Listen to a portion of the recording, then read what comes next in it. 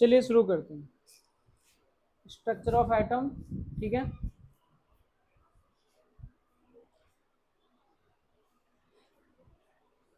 Photoelectric effect पढ़ा है आपने लास्ट टाइम? थोड़ा सा रिकैपिचुलेट कर लेते हैं। क्या क्या पढ़ा था हमने? एक तो था लाइट की स्पीड किसके बराबर थी? लैम्डा अपॉन में टाइम, और इसको हम कैसे लिख सकते हैं? लैम्डा मल्टीप्लाई में फ्रीक्वेंसी। सुनते जाना बेटा। तो सी बराबर क्या आ गया? Lambda multiply frequency. तो लैम्डा कैसे निकलेगा? यहाँ से सी को डिवाइड कर देंगे फ्रीक्वेंसी से, और फ्रीक्वेंसी कैसे निकलेगी? सी को डिवाइड कर देंगे लैम्डा से। ये बात समझ में आ रही है? ये पहली बात हो गई थी। दूसरा, वेव नंबर। वेव नंबर का फॉर्मूला क्या होगा? 1 अपॉन लैम्डा। और लैम्डा को आपको लेना है किसके अंदर? मीटर में, ठीक है। तो वेव नंबर की जो यूनिट आएगी वो पर मीटर आएगी। एक तो ये समझ में आ गया था। दूसरा क्या समझ में आया था? Photo electric effect. Photo electric effect. Photo electric effect में क्या होता है? जो एनर्जी इंसिडेंट हो रही है मेटल सरफेस पे, तो वहां से एक इलेक्ट्रॉन निकलेगा, और वो इलेक्ट्रॉन की एनर्जी किस में कन्वर्ट हो जाएगी? काइनेटिक एनर्जी में। जो एनर्जी आ रही है उसको ई बोला जाएगा, और जो एनर्जी रिलीज हो रही है, मतलब इलेक्ट्रॉन जो मूव कर रहा है, उसको हम बोलेंगे काइनेटिक एनर्जी। और जो इसको एनर्जी रिक्वायरमेंट है उसको बोलेंगे वर्क फंक्शन। क्या बोलेंगे? Work function. तो हमेशा जो एनर्जी आप प्रोवाइड कर रहे हो वो एनर्जी वर्क फंक्शन से ज्यादा होनी चाहिए, कम होनी चाहिए? ज्यादा होनी चाहिए, वर्क फंक्शन से ज्यादा। एनर्जी का फॉर्मूला क्या होगा? H new. वर्क फंक्शन का फॉर्मूला अगर आपको पता हो तो ठीक है, नहीं तो लिख दो एच न्यू नॉट। और काइनेटिक एनर्जी का फॉर्मूला होगा हाफ एम बी स्क्वायर। तो इसमें जो चीज़ दी हो वो लिख दो, जो निकालनी है वो आपके आराम से इस तरीके से निकल जाएगी। एक चीज़ याद रखना, कभी कभी आपकी एनर्जी जो है वो वो इलेक्ट्रॉन वोल्ट में गिवन होगी। किसमें? इलेक्ट्रॉन वोल्ट में। एक इलेक्ट्रॉन वोल्ट कितने कितनी एनर्जी के इक्वल होता है? 1.6 10 की पावर माइनस 19 जूल। कितना? Minus 19 joule. अगर एनर्जी इलेक्ट्रॉन वोल्ट में दी है, अगर आपको उसको जूल में कन्वर्ट करना है तो किससे मल्टीप्लाई करेंगे? 1.6 10 की पावर माइनस 19 से। आ रही है बात समझ में? तो इलेक्ट्रॉन वोल्ट को जूल में बदलने के लिए किससे मल्टीप्लाई करेंगे? 1.6 से, ठीक है। ये तो हमने कर लिया था। अब इसके आगे की बात हम करते हैं। देखो दो चीजें होती है, ध्यान से सुनो। जब आप बोर्स फॉर्मूला पढ़ोगे, बोर्स या बोर्स के पोस्टुलेट पढ़ेंगे, या बोर्स का मॉडल पढ़ोगे, बोर्स मॉडल क्या कहता था? सुनना ध्यान से। वो तीन चीज कहते हैं। बोर्स ने एक बात कही थी कि कोई भी इलेक्ट्रॉन, बेटा सुन लो ध्यान से, कोई भी इलेक्ट्रॉन क्या करता है? न्यूक्लियस के चारों तरफ क्या करता है? चक्कर लगाता है। कौन चक्कर लगाता है? इलेक्ट्रॉन चक्कर लगाते हैं किसके चारों तरफ? न्यूक्लियस के चारों तरफ, ठीक है। तो जब वो चक्कर लगाएंगे तो उनकी कुछ ना कुछ एनर्जी होगी, ठीक है। तो जब वो चक्कर लगाते हैं तो उनकी जो एनर्जी होती है वो कांस्टेंट होती है, मतलब ना एनर्जी कभी घटती है ना कभी एनर्जी बढ़ती है। और वो जिस ऑर्बिट में चक्कर लगाते हैं उनका रेडियस भी क्या होता है? फिक्स होता है। तो उसने कहा था, बोर्ड ने, कि electron are revolving around the nucleus in a fix orbit. Fix orbit, उसी को उसने नाम दिया था कि भाई ये ऑर्बिट होते हैं, फिक्स ऑर्बिट। ये लिखा कहाँ है? मैं दिखा देता हूँ आपको।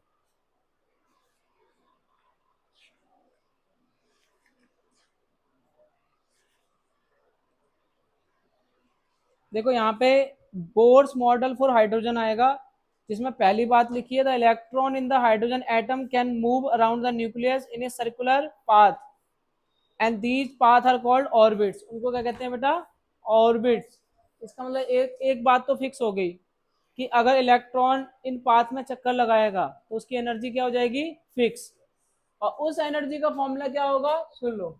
उस एनर्जी का फॉर्मूला होगा -2.12 2.18 इंटू 10⁻⁻18 जूल, माइनस 2.10⁻⁻18 जूल। अगर हम इसको कांस्टेंट मान लें आर एच, तो आंसर आएगा, यानी कि जो इलेक्ट्रॉन चक्कर लगा रहा है एक ऑर्बिट में, उस ऑर्बिट की एनर्जी कितनी होगी, -2.18 10⁻⁻18 जूल। उस पूरे को मान लो R H, Z square upon N square. Z का मतलब क्या है, जेड का मतलब है एटॉमिक नंबर, एटॉमिक नंबर, और एन का मतलब क्या है, ऑर्बिटल नंबर, ऑर्बिट्स नंबर। अरे कौन से ऑर्बिट में चक्कर लगा रहा है, जैसे मान लीजिए आपको दे रखा है लिथियम, कि लिथियम का इलेक्ट्रॉन चक्कर लगा रहा है, और कौन से सेल में चक्कर लगा रहा है, चौथी सेल में, यानी ये न्यूक्लियस है, ये पहली सेल हो गई, ये दूसरी सेल हो गई, ये तीसरी सेल हो गई, ये चौथी सेल हो गई। तो कोई इलेक्ट्रॉन अगर चौथी सेल में चक्कर लगा रहा है तो उसकी एनर्जी कितनी होगी, तो उसकी एनर्जी का फॉर्मूला आएगा -RH। RH का मतलब 2.18 10⁻⁻18। जेड, लिथियम के लिए जेड की वैल्यू कितनी होती है, एटॉमिक नंबर कितना लिथियम का, 3। और हम कौन से ऑर्बिट की बात कर रहे हैं, चौथे। तो ये एन, जेड की वैल्यू 3 यहाँ रख देनी है, और एन की वैल्यू 4 यहाँ रख देनी है, एनर्जी निकल जाएगी। तो किसी रिवॉल्विंग इलेक्ट्रॉन की एनर्जी निकाल लोगे, रिवॉल्विंग इलेक्ट्रॉन की एनर्जी कैसे निकलेगी, -RH। RH की वैल्यू पता है 2.18 10⁻⁻18, ठीक है।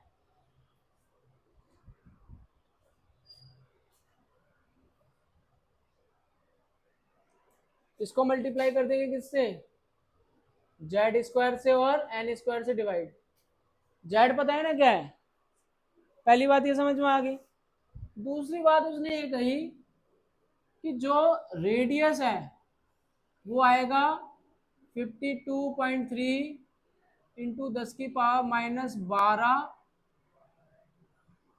N square upon Z. यानी जो रेडियस है, जिस रेडियस की हम बात कर रहे हैं, जैसे यहाँ पे रेडियस है 4th, चौथा है ना, अरे पहली सेल हो गई, दूसरी सेल हो गई, तीसरी सेल हो गई, चौथी सेल, तो कौन सी सेल की बात हो रही है, चौथी सेल की बात हो रही है। तो यहाँ पे चौथे रेडियस की बात करेंगे, 4th सेल। तो 4th सेल कितनी आएगी, 52.3 इंटू 10⁻⁻12, क्योंकि आंसर पिकोमीटर में आता है, 12 का मतलब पिकोमीटर, पिकोमीटर होता है ना 10⁻⁻12, तो आएगा 10⁻⁻12 पिकोमीटर, 52.9 आएगा, या 52.9 लिख लो, बस ये थोड़ा सा डिफरेंस है। तो 52.9 पिकोमीटर, और क्या आएगा, एन स्क्वायर अपॉन जेड। जैसे एन की वैल्यू कितनी है, जो भी रेडियस होगा वो 52.9 10⁻⁻12 Z N square upon Z के बराबर होगा। अब जैसे लिथियम के लिए एन की वैल्यू कितनी ली थी हमने, चौथे रेडियस की वैल्यू निकाले, 4th रेडियस की, और एटॉमिक नंबर कितना है इसका, लिथियम का 3। तो 4 के स्क्वायर से मल्टीप्लाई करेंगे और 3 से डिवाइड कर देंगे।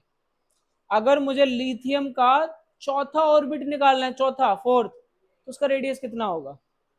और एक और एग्जांपल ले लेते हैं, अगर मुझे बेरिलियम का दूसरा ऑर्बिट निकालना है, बेरिलियम का दूसरा ऑर्बिट, बेरिलियम का एटॉमिक नंबर क्या होता है, हाइड्रोजन, हीलियम, लिथियम, बेरिलियम। तो जेड की वैल्यू 4 हो गई, और कौन सा ऑर्बिट निकालना है, दूसरा। तो यहाँ पे रेडियस निकालेंगे किसका, लिथियम का दूसरा ऑर्बिट निकालेंगे, तो ये रहा दूसरा ऑर्बिट निकालेंगे। तो 52.9 तो हमेशा ही आएगा, 52.9 तो फिक्स है ना, तो इसको हम बोल देते हैं a nought, N square upon Z, a nought N square upon Z. A nought कितना आ गया 52.9,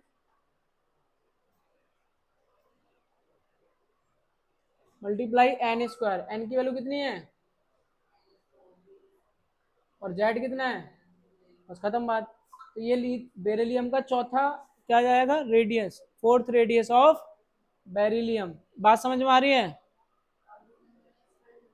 वो गिवन होगा ना, वो बोलेगा find the radius of second orbit, second का निकालो, find the radius of third orbit, find the radius of fourth orbit, वो बोलेगा फोर्थ तो समझ जाओगे, है ना। ग्राउंड स्टेट का मतलब होता है 1, जैसे अगर बोलेगा ग्राउंड स्टेट,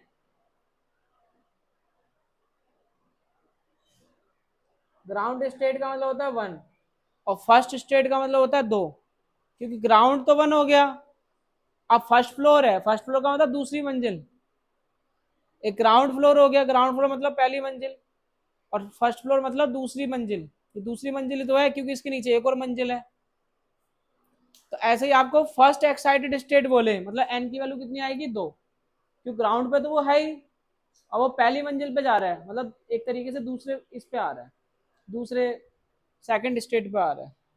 तो अगर कोई बोले थर्ड एक्साइटेड स्टेट, कौन सी, थर्ड एक्साइटेड स्टेट, मतलब कि वो अभी कहाँ पर है, 1 पे, ये न्यूक्लियस है वो 1 पे है, अब वो थर्ड पे जाएगा, पहली स्टेट, दूसरी स्टेट, तीसरी स्टेट, तो ग्राउंड स्टेट की वैल्यू 1 आ गई, excited state, first excited state की वैल्यू 2 आ गई, सेकंड एक्साइटेड स्टेट की वैल्यू 3 आ गई, और तीसरी एक्साइटेड स्टेट की वैल्यू 4 आ गई। तो तीसरी तीसरी एक्साइटेड स्टेट मतलब एन की वैल्यू 4, आ रही बात समझ में। पांचवी एक्साइटेड वैल्यू मतलब एन की वैल्यू 6, मतलब 6 नंबर पे पहुंच गया। ऐसे हम ही तो बोलते हैं फिफ्थ फ्लोर मतलब 6 मंजिल, फिफ्थ फ्लोर का मतलब 6 मंजिल हो गई, सेकंड फ्लोर मतलब 3 मंजिल हो गई, फर्स्ट फ्लोर मतलब दूसरी मंजिल हो गई, एक पहली मंजिल ग्राउंड फ्लोर, है ना, और फर्स्ट फ्लोर मतलब 2 मंजिल का मकान, 2 मंजिल का मकान, 2 मंजिल के मकान को थर्ड फ्लोर बोलोगे क्या, 2 मंजिल मकान फर्स्ट फ्लोर। तो ये समझ में आया, रेडियस समझ में आया, जो इलेक्ट्रॉन घूम रहा है उसका रेडियस निकाल लोगे, और जो इलेक्ट्रॉन घूम रहा है उसका एनर्जी निकाल लोगे, इतना तो कर लोगे, वेरी गुड। इसको नोट कर लो, आपको क्या करना है, खाली रेडियस का फॉर्मूला ये नोट करना है, और एनर्जी का फॉर्मूला ये नोट करना है, बस कुछ नहीं नोट करना, सिर्फ जो मैं बोल रहा हूँ वो नोट करना है, जल्दी करो।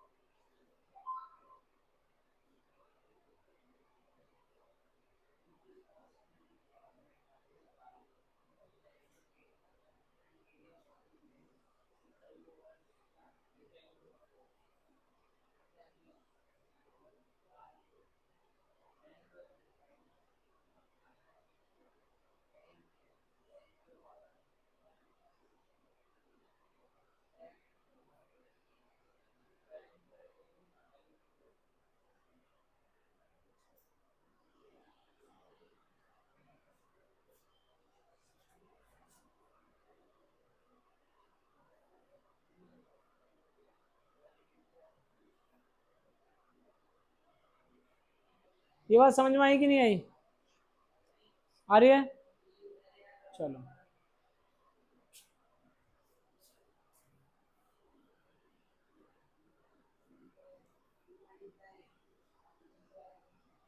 ये तो मूव करने वाली बात होगी कि वो गोल गोल मूव कर रहा है, लेकिन अगर ये न्यूक्लियस है और ये पहली सेल है और ये दूसरी सेल है, अब कोई इलेक्ट्रॉन पहली सेल से दूसरी सेल पे मूव कर रहा है, यानी एन की वैल्यू 1 से लेके एन की वैल्यू 2 पे क्या कर रहा है, जंप कर रहा है, ठीक है। तो अब कितनी एनर्जी निकलेगी, तो इसका तो सिंपल सा फॉर्मूला है, इधर देखना, -2.18 इंटू 10⁻⁻18 जेड स्क्वायर मल्टीप्लाई में आ रहा है ना, 1/n1 का स्क्वायर माइनस 1/n2 का स्क्वायर, 1/n1 का स्क्वायर माइनस 1/n2 का स्क्वायर, क्योंकि हमें डिफरेंस निकालना है तो इसलिए यहाँ पे पॉजिटिव लिख दो, डिफरेंस निकालना है, डिफरेंस हमेशा पॉजिटिव होता है। अब क्वेश्चन ये उठता है n1 कितना आएगा, n2 कितना आएगा, तो इस वाले केस में हमेशा n1 की वैल्यू छोटी होगी, n1 की वैल्यू क्या होगी, छोटी। फॉर एग्जांपल अगर n1 की वैल्यू 1 है तो n2 की वैल्यू क्या होगी, 2 होगी, 3 होगी, 4 होगी, कुछ भी हो सकती है, ठीक है। अगर n1 की वैल्यू 2 होगी तो n2 की वैल्यू क्या होगी? 3 होगी, 4 होगी, 5 होगी, एक नहीं होगी। अगर n1 की वैल्यू 3 होगी तो n2 की वैल्यू कहाँ से स्टार्ट होगी? और अगर n1 की वैल्यू 4 है तो n2 की वैल्यू कहाँ से स्टार्ट होगी? और अगर n1 की वैल्यू 5 है तो n2 की वैल्यू कहाँ से स्टार्ट होगी? आपको लग रहा है सर इतना क्यों लिख रहे हो? इतना इसलिए लिख रहा हूँ, पेपर में आता है। अगर n1 की वैल्यू 1 से स्टार्ट हो तो इसको कौन सी सीरीज कहते हैं? Lyman series. कौन सी सीरीज कहते हैं? Lyman series. आपसे बोलेगा लाइमन सीरीज में n1 की वैल्यू, या लाइमन कब कहाँ से स्टार्ट होता है, तो आप बोल दो लाइमन 1 से स्टार्ट होता है, 1 से। लाइमन सीरीज 1 से स्टार्ट होती है और n2 की वैल्यू 2 से स्टार्ट होती है। 2, 3, 4, 5, 6। नहीं समझे? तो अगर आपको बोलेगा कि लाइमन सीरीज है तो आप समझ जाओगे कि लाइमन सीरीज कहाँ से स्टार्ट हो रही है? 1 से। ठीक है। और इसमें से जो लाइट निकलती है वो अल्ट्रा वायलेट लाइट निकलती है, यूवी। ठीक है, यूवी निकलती है, यूवी। मतलब ऐसी लाइट देख नहीं पाओगे। अगर n की वैल्यू 2 से स्टार्ट हो रही है तो इसको कहेंगे बाल्मर सीरीज। कौन सी सीरीज? तो बाल्मर की वैल्यू 2 से स्टार्ट होती है। n मतलब दूसरे सेल से स्टार्ट होगा, मतलब कोई भी इलेक्ट्रॉन दूसरे सेल में प्रेजेंट होगा, दूसरे से जंप का मारेगा, तीसरे में, चौथे में, पांचवे में, कहीं भी मारेगा। और इसकी जो लाइट का कलर होता है ना, वो होता है विजुअल कलर, दिखाई देता है हमें, विजिबल। आई बात समझ में? अगर 3 से स्टार्ट होगा तो इसका नाम होगा पाश्चन सीरीज। और ये जो कलर होगा ना वो इंफ्रारेड होगा, दिखाई नहीं देगा। अगर 4 से स्टार्ट होगा तो इसका नाम है ब्रैकेट सीरीज। कौन सी सीरीज? Brackett series. और अगर 5 से स्टार्ट होगा तो इसका नाम है पी फंड सीरीज। और ये सारे के सारे जो कलर होंगे वो हमें दिखाई नहीं देंगे, आई आर, आई आर मतलब इंफ्रारेड। पेपर में 1 नंबर का सवाल आ जाएगा कि बाल्मर सीरीज के लिए मिनिमम नंबर कितना है, कहाँ से स्टार्ट होगा? वो दूसरी सेल से जंप मारता है। कहाँ मारता है जंप? तीसरी में, चौथी में, पांचवी में, छठी में। आ रही बात समझ में? अब सवाल ये उठता है, ये तो कुछ सवाल नहीं है, ये तो समझ में आ ही गया। और ये वाली इक्वेशन और ये वाली इक्वेशन नोट कर लिया आपने, है ना? कर ली ना? और ये सवाल भी समझ में आ गया कैसे करना है, रेडियस वगैरह कैसे निकालना है। लेकिन ध्यान रखना, ये जो रेडियस निकालना है रिवॉल्विंग इलेक्ट्रॉन का निकालना है, मतलब ऐसा इलेक्ट्रॉन जो रिवॉल्व कर रहा है उसका रेडियस निकालना है। अब मैं क्या कहना चाह रहा हूं कि एक इलेक्ट्रॉन एक सेल से दूसरी सेल में क्या कर रहा है? चक्कर लगा रहा है। ठीक है ना?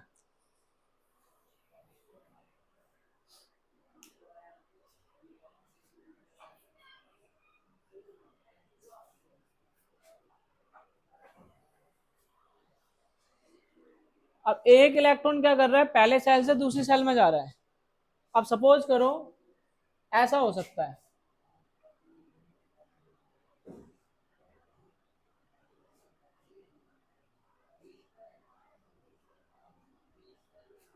मतलब ये मान लो n की वैल्यू 1 है, ये 2 है, ये 3 है, ये 4 है, ये 5 है और ये 6 है। अब वो 1 से स्टार्ट हो रहा है तो मैंने कहा 1 से कहाँ जाएगा? 2 में भी जा सकता है, 3 में भी जा सकता है, 4 में भी जा सकता है, कहीं भी जा सकता है। अगर मान लो कोई 1 से जो है ना 3 में जा रहा है तो टोटल कितने तरीके हैं? या तो वो 1 से डायरेक्ट 2 में चला जाए और फिर 2 से 3 में जाए, या 1 से डायरेक्ट 3 में चला जाए। मतलब 1 से 3 में जाने के कौन से तरीके हैं? या तो 1 से 2 जाएगा, फिर 2 से 3 जाएगा, या 1 से 3 जाएगा। तो ऐसे 3 तरह की एनर्जी निकलेगी। मुझे क्या करना है? दिल्ली से मुंबई जाना है, तो या तो मैं दिल्ली से मुंबई डायरेक्ट चला जाऊंगा, या तो दिल्ली से जयपुर जाऊंगा और जयपुर से मुंबई जाऊंगा। तो मेरे पास कितने ऑप्शन है? 3 ऑप्शन है, दिल्ली से मुंबई, दिल्ली से जयपुर, जयपुर से मुंबई। तो ऐसे ही अगर कोई 1 से 3 स्टेट पे जाना चाहता है तो वो कितनी तरह की एनर्जी रिलीज कर सकता है? या तो 1 से 2 में चला जाएगा तो एक एनर्जी रिलीज होगी, या तो वो 2 से 3 में चला जाएगा, दूसरी एनर्जी रिलीज होगी, या तो 1 से 3 में चला गया तो तीसरी एनर्जी रिलीज होगी। टोटल 3 एनर्जी रिलीज होंगी, तो 3 तरह की लाइट दिखाई देगी हमें, इसलिए हम इसको बोलेंगे कि भाई 3 स्पेक्ट्रल लाइन दिखाई देंगी। कितनी? 3 स्पेक्ट्रल। ये तो 1 से क्या बोल दिया, 3। अगर कोई मान लो 2 से 4 चला गया, अब सोचो क्या होगा। 2 से 4 का मतलब वो 2 से 3 चला गया, 2 से 4 चला गया, या 3 से 4 चला गया, तो इसमें भी 3 ही आंसर आएगा। अगर मान लो कोई चला गया 2 से 5, तो आंसर क्या आएगा? पहले 2 से 3 जाएगा वो, फिर 3 से 4 जाएगा, फिर 4 से 5 जाएगा, फिर 3 से 5 जाएगा, फिर 2 से 4 जाए, 2 से 4 नहीं गया ना। एक काम करता हूँ, रुको, गलत हो गया ना।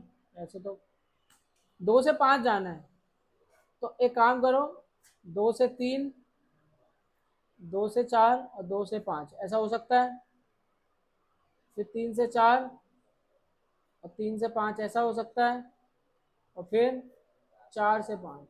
टोटल 1 2 3 4 5 6, टोटल 6 हो गए। 6 हो गए ना।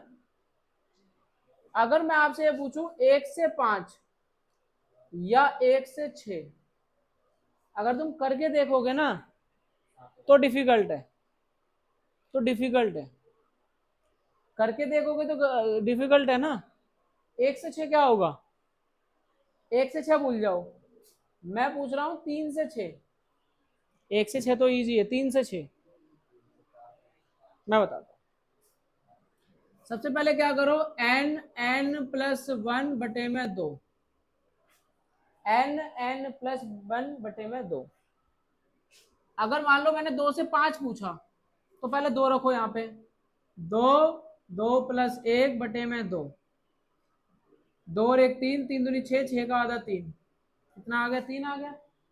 और फिर एक बार n की जगह 5 रखो, 5, 5+1/2 कितना आएगा? 5 और 1 6, 6 पंजे 30, 30 का आधा 2 कितना आ गया? एक मिनट रुको, इसको माइनस ही कर लो, कम आएगा, ज्यादा नहीं आएगा, ज्यादा नहीं आएगा, कम आएगा। 5 में से 1 गया 4, 20, और 20 का आधा,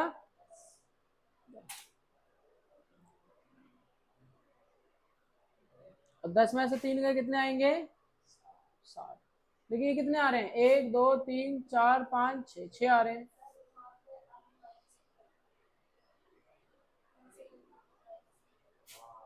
क्या बोल रहे हो? एक मिनट रुक जाओ।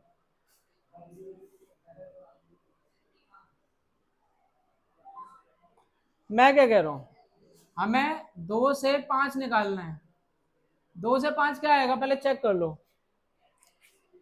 2 से 3, 3 से 4, 4 से 5, ये हो गए। फिर 3 से 2 से 3, 2 से 4, 2 से 5, 3 से 4, 3 से 5, फिर 4 से 5, टोटल 6 हो गए। अरे 6 कैसे आएगा वो देखना है हमें, फॉर्मूला लगाना है।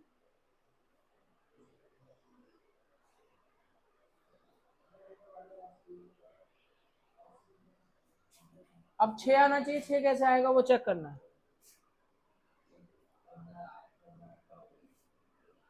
फॉर्मूला लगाओ, n-1/2, n की वैल्यू 2 रखो, एक बार 2, 2-1/2, आंसर 1 आएगा। कितना आएगा? और अब करो, n की वैल्यू 5 रखो, 5, 5-1/2, कितना आएगा? 5 चौके 20, 20/2 कितना आ गया? 10। 10 तो बहुत ज्यादा आ गया, 10 तो है भी नहीं, 1 से 5 तो 10 है क्या?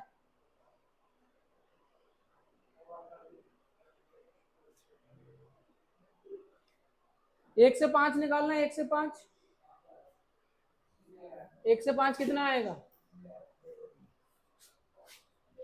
1 से 2, 1 से 3, 1 से 4, 1 से 5, 2 से 3, 2 से 4, 2 से 5, 3 से 4, 3 से 5, 4 से 5, 1 2 3 4 5 6 7 8 9 10। ठीक है भाई। और हमें कहाँ से कहाँ जाना है? खाली 2 से 5 जाना है ना।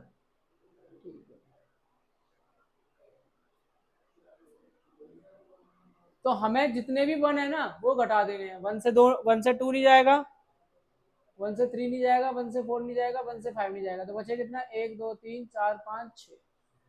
ठीक है।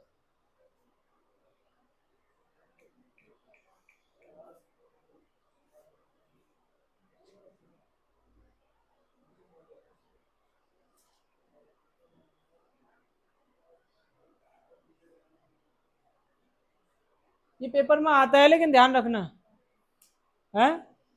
पेपर में नहीं, पेपर में ही पूछता है आपसे। अब मैं सोच रहा हूँ इसका कोई फॉर्मूला ही हो तो ही अच्छी बात है, नहीं तो ऐसे तो पेपर में पूछेगा 1 से लेके 6 तक बताओ, तो कैसे बताओगे? ऐसे करोगे तो टाइम लग जाएगा। चलो 1 से 6 पूछा है, अब पूछ लेगा 5 से लेके 12 बताओ, फिर तो करके देखोगे ऐसे 1 2 3 4, और 1 2 3 4 करोगे तो और भूल जाओगे।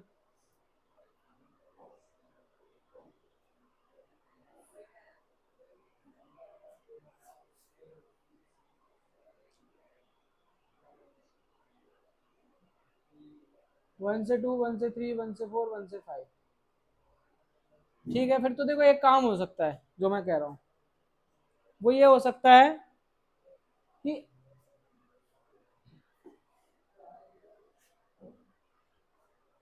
सुनना ध्यान से, अगर मैं आपसे पूछ रहा हूँ 1 से लेके 7 तक बताओ, 1 से लेके 7 छोड़ो, 3 से लेके 7 तक बताओ, तो इसमें क्या होगा? पहले फॉर्मूला रखो, एन एन माइनस वन बटे में 2। अगर ये 2 रखते तो क्या होता? 2 3 6, 6 का आधा 3 आता, और फिर यहाँ 2 रखते तो 30 आता, ये तो ज्यादा बड़ा हो जाता। छोड़ो, 3 से लेके 7 क्या आएगा जरा बताना। चलो मैं एक काम करता हूँ, सुनो, 7 दिख रहा है, यहाँ रख दो एन एन माइनस वन बटे 2। एन की जगह 7 रखो, 7, 7 माइनस 1 बटे 2 कितना आएगा? 7 6 42, 42 का आधा 21। ये 3 दिख रहा है। अब ये बोल रहा 3 से स्टार्ट करो, 3 वाला आपको नहीं लेना, तो पहले 3 से नीचे नीचे वाले सारे घटा दो। एक होता है 1 से 2, एक होता है 1 से 3, एक होता है 2 से 3। टोटल कितने आ गए? 3 से नीचे नीचे कितने आ गए? 3 से नीचे नीचे आ गए आपके 3, ये घटा दो, 21 में से 3 घटा दो, कितना आंसर आना चाहिए? 18। अब चेक कर लो 18 आ भी रहे हैं कि नहीं आ रहे। 3 से 4, 3 से 5, 3 से 6, 3 से 7, 4 से 5, 4 से 6, 4 से 7, फिर 5 से स्टार्ट करो, 5 से 6, 5 से 7, फिर 6 से 7, 1 2 3 4 5 6 7 8 9 10।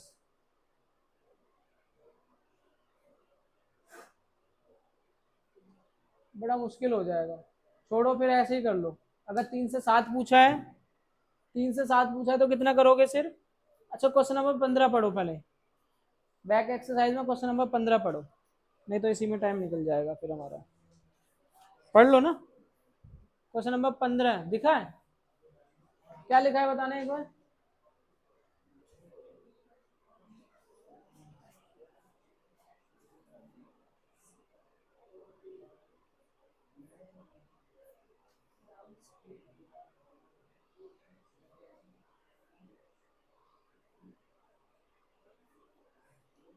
क्या क्वेश्चन है मेरे को बता दो सही।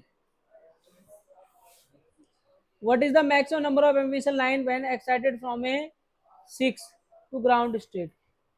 मतलब 1 से 6 पूछ रहा है, 1 से 6 कितना आएगा बताना, 1 से 6 कितना आएगा?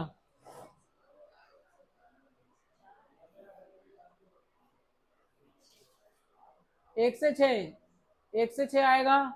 अच्छा एक काम करना, यहाँ पे n की वैल्यू 6 रखना, 6 6 माइनस 1 बटे में 2, 6 मल्टीप्लाई 5/2 कितना आएगा? 15। अब देखो कैसे आएगा, सुनो इधर, 1 से 2, 2 से 3, 3 से 4, या 1 से 2 हो गया, फिर 1 से 3 हो गया, फिर 1 से 4 हो गया, फिर 1 से 5 हो गया, और 1 से 6 हो गया, फिर 2 से 3 हो गया, 2 से 4 हो गया, 2 से 5 हो गया, 2 से 6 हो गया, 3 से 4, 3 से 5, 3 से 6, 4 से 5, 4 से 6, और 5 से 6, इन सबको गिन लेना, कितना आ गया? 15 आ गया। गिनो, 1 2 3 4 5 6 7 8 9 10 11 12 13 14 15। तो इसका मतलब है कि ये वाला फॉर्मूला तभी अप्लाई हो सकता है जब आप 1 से स्टार्ट करो। जब कोई चीज 1 से स्टार्ट हो रही है तब ये फॉर्मूला अप्लाई हो सकता है, और जब 1 से अप्लाई नहीं हो रही है तो मुश्किल है। ठीक है ना? अच्छा एक काम करो, 1 से 6 है ना, 3 से 7 कितना आया था बताना? 18 आया था ना? चलो ठीक है, 4 × 4 = 12 का आया था, 4 × 12 = 6, और 7 में क्या आएगा? 7 × 6 18 आया था ना?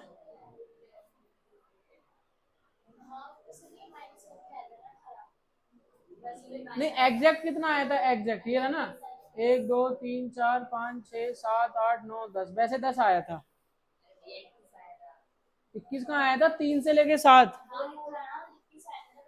नहीं नहीं, अरे वो तो फॉर्मूला है, फॉर्मूला छोड़ो, एग्जैक्ट भी लाइंस कितनी आई हैं? 10 लाइन आई हैं, तो इसका आंसर 10 है। 3 से लेके 7 तक 10 है, और 1 से लेके 6 तक कितना है? 15। अभी तो करा है, 1 से 6 15। इन्फिनिटी में तो लाइन इन्फिनिटी आएंगी, फिर तो कमाल कर रहे हो। ये नोट कर लो जल्दी से, ये फॉर्मूला लगेगा जब 1 से लेके स्टार्ट हो, 1 से, ये 1 में स्टार्ट होगा। 1 से लेके 5 क्या आएगा? यहाँ 5 रख दो, 5 चौक 20 का आधा 10, ये 10 आएगा।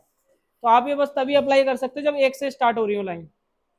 ये फॉर्मूला तभी अप्लाई होगा जब आप 1 से स्टार्ट कर रहे हो।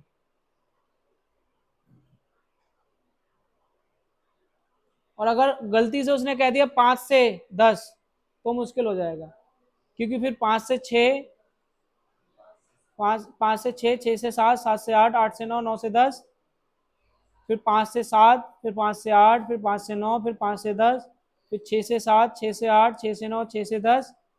अरे बात समझ में, 7 से 8, 7 से 9, इस तरीके से करना पड़ेगा। लेकिन चिंता मत करो, तुम्हारी क्लास में इतना डिफिकल्ट नहीं आएगा, इजी इजी पूछेंगे। 5 तक पूछ लेंगे, हो सकता है 1 से 5 पूछ लें, 1 से 6 पूछ लें, या 2 से 6 पूछ लें, तो फॉर्मूला ये लगाओ सिर्फ। लेकिन 1 से स्टार्ट होगा, ध्यान रखना। आ रही है बात समझ में? नहीं आ रही है? मिटा देता हूँ, ज्यादा टाइम वेस्ट कर दिया हमने इसमें। लेकिन बात क्लियर हुई कैसे करना है? क्वेश्चन नंबर 15 चेक कर लो।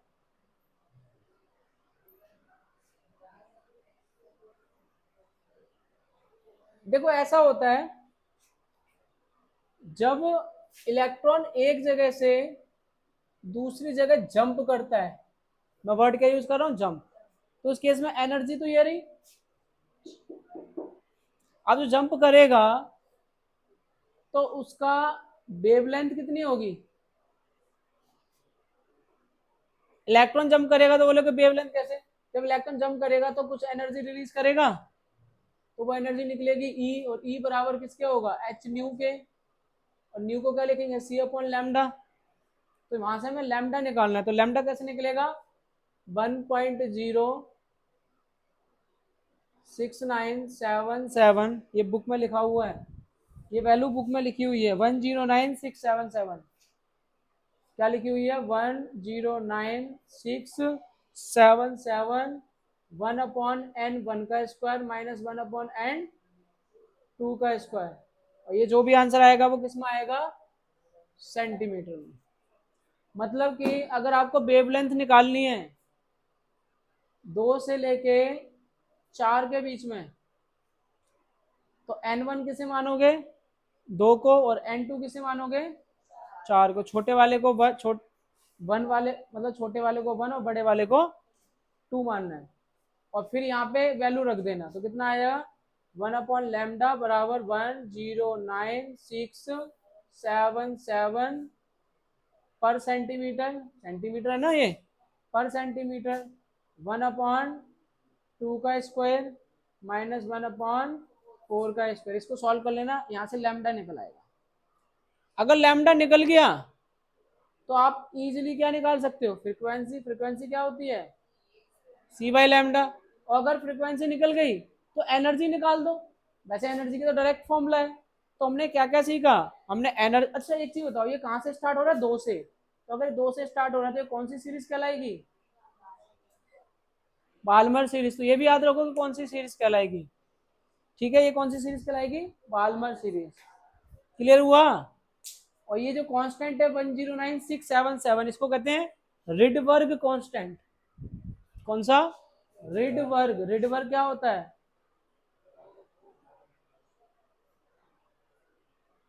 ठीक है, कौन सा कांस्टेंट, रिडबर्ग कांस्टेंट।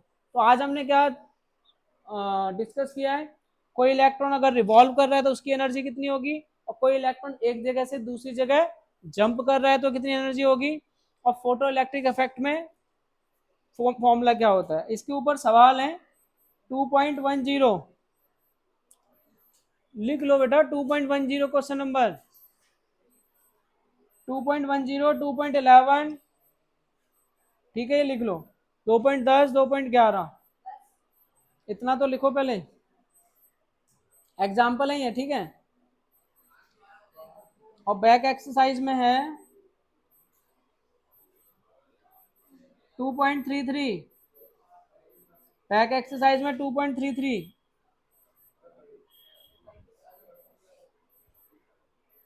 और क्वेश्चन नंबर 15, और क्वेश्चन नंबर 17, और क्वेश्चन नंबर 21, क्वेश्चन नंबर 21,